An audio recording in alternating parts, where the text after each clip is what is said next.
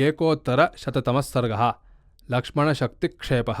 तस्मिन् प्रतिहतेस्ते तु रावणो राक्षसाधिपः क्रोधञ्च द्विगुणञ्चक्रे क्रोधाच्चास्तमनन्तरं मयेन विहितं रौद्रमन्यदस्त्रं महाद्युतिः उत्सृष्टं रावणो घोरं राघवाय प्रचक्रमे ततः शूलानि निश्चेरुर्गदाश्च मुसलानि च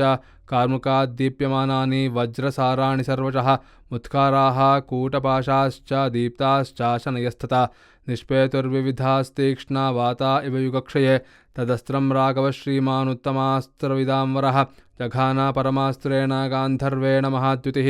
तस्मिन् प्रतिहतेऽस्त्रे तु राघवेण महात्मना रावणः क्रोधताम्राक्षः सौरमस्त्रमुदैरयत् ततश्चक्राणि निष्पेतुर्भास्वराणि महान्ति च कार्मुकाद्भीमवेगस्य दशग्रीवस्य धीमतः तैरासीत् गगनं दीप्तं सम्पदद्भिरितस्ततः पतद्भिश्च दिशो दीप्ताश्चन्द्रसूर्यग्रहैरिव तानि चिच्छेदबाणोघैश्चक्राणि सतुमराघवः आयुधानि च चित्राणि रावणस्य च मुमुखे तदस्त्रन्तु हतं दृष्ट्वा रावणो राक्षसाधिपः विव्याधा दशभिर्बाणैः रामं सर्वेषु मर्मसो स विद्धो दशभिर्बाणैर्महाकार्मुकनिःसृतैः रावणेन महातेजा न प्राकम्पत राघवः ततो विव्याधगात्रेषु सर्वेषु समितिञ्जयः राघवस्तु सुसंक्रुद्धो रावणं बाहुभिः शरैः एतस्मिन्नन्तरे क्रुद्धो राघवस्यानुजो बली लक्ष्मणः सायकान् सप्त चक्राः परवीरः तैः सायकैर्महावेगैः रावणस्य महाद्युतिः ध्वजं मनुष्यशीर्षन्तु तस्य चिच्छेदनैकधा सारथेश्चापि बाणेन शिरोज्ज्वलितकुण्डलं जहार लक्ष्मणश्रीमान्नैर्तस्य महाबलः तस्य बाणैश्च चिच्छेद धनुर्गजकरोपमं लक्ष्मणो राक्षसेन्द्रस्य पञ्चभिर्निशितैश्चरैः नीलमेघनिभांश्चास्य सदश्वान् पर्वतोपमान् जघानाप्लुत्यगदया रावणस्य विभीषणः हताश्वाद्वेगवान् वेगादवप्लुत्य महारथात् क्रोधमाहारयत्तीव्रं भ्रातरं प्रति रावणः ततः शक्तिं महाशक्तिर्दीप्तां दीप्ताशनीमिव विभीषणाय चिक्षेप राक्षसेन्द्रः प्रतापवान् अप्राप्तामेव तां बाणैस्त्रिभिश्चिच्छेद लक्ष्मणः अथोदतिष्ठत् सन्नादो वानराणां तदारणे सपपात त्रिधा छिन्ना शक्तिः काञ्चनमालिनी सवस्फुलिङ्गा ज्वलिता महोल्केव दिवश्च्युता ततः सम्भाविततरा कालेनापि दुरासदा चक्राः विपुलां शक्तिं दीप्यमानां सुतेजसा सा वेगिता बलवता रावणेन दुरासदा जज्वालासु महाघोरा शक्रा शनिसमप्रभा एतस्मिन्नन्तरे वीरो लक्ष्मणस्तं विभीषणं प्राणसंशयमापन्नं तूर्णमभ्यवपद्यत तं विमोक्षयितुं वीरश्चापमायम्य लक्ष्मणः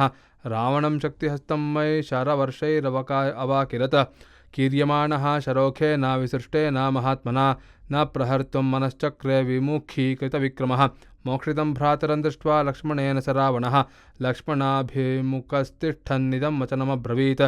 मोक्षितस्ते बलश्लाघिन्न यस्मादेवं विभीषणः विमोच्य राक्षसं शक्तिस्त्वयीयं विनिपात्यते एषा ते हृदयं भित्त्वा शक्तिर्लोहितलक्ष्मणा मद्बाहुपरिघोत्सृष्टा प्राणानादाय यास्यति इत्येवमुक्त्वा तां शक्तिः मष्टघण्टां महास्वनां मयेन माया विहिता ममोघां शत्रुघातिनीं लक्ष्मणाय समुद्दिश्य ज्वलन्तीमिव तेजसा रावणः परमक्रुद्धश्चिक्षेप च ननाद च साक्षिप्ता भीमवेगेन शक्राशनिसमस्वना शक्तिरभ्यपतद्वेगा लक्ष्मणं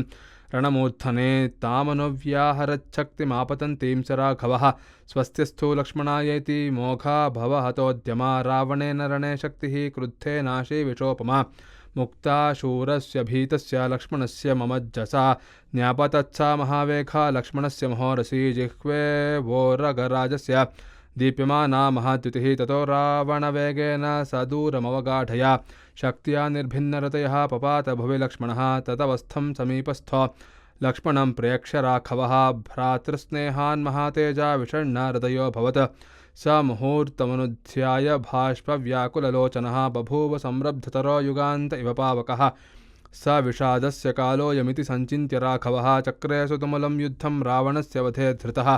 सर्वयत्नेन महता लक्ष्मणं सन्निरीक्ष्य च स ददर्श ततो रामः शक्त्या भिन्नं महाहवे लक्ष्मणं रुधिराद्दिग्धं सापन्नगमिमाचलं तामपि प्रहितां शक्तिं रावणेन बलीयसा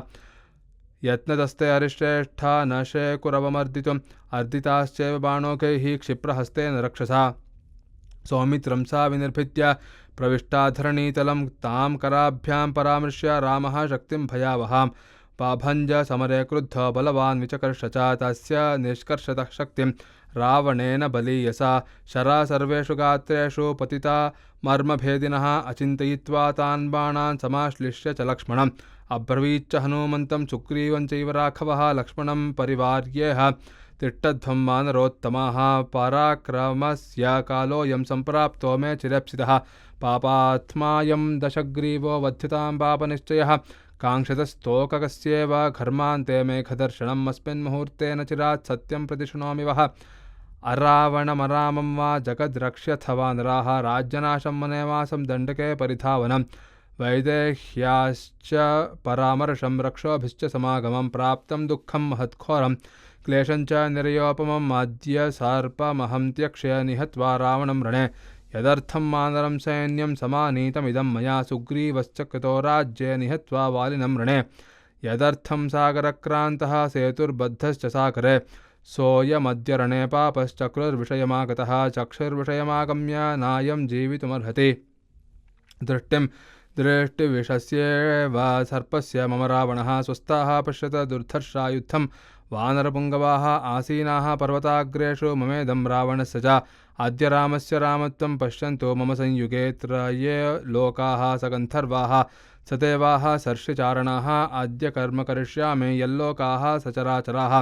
सदेवाः कथयिष्यन्ति यावद्भूमिर्धरिष्यति समागम्य सदा लोके यथा युद्धं प्रवर्तितम् एवमुक्त्वा शितैर्बाणैस्तप्तकाञ्चनभूषणैः आजघान दशग्रीवं रणे रामः समाहितः अथ प्रदीप्तैर्नाराचैर्मुसलैश्चापि रावणः अभ्यवर्षत् तदा रामं धाराभिर्वतो यदः रामरावणमुक्तानामन्योन्यमभिनिघ्नतां शराणां च बभूव तुमुलस्वनः ते भिन्नाश्च विकीर्णाश्च रामरावणयोश्चरा अन्तरिक्षात् प्रदीप्ताग्रा निपेतुर्धरणीतले तयोर्ज्यातलनिर्घोषो रामरावणयोर्महान् त्रासनः सर्वभूतानां सम्बभूवाद्भुतोपमः सकीर्यमाणः शरजालविट्टुभिः महात्मना दीप्तधनुष्मतार्दितः भयात् प्रदुद्राव समेत्य रावणो यथा निलेनाभिहतो बलाहकः इत्यार्षे श्रीमद्रामायणे वाल्मीकिये आदिकाव्ये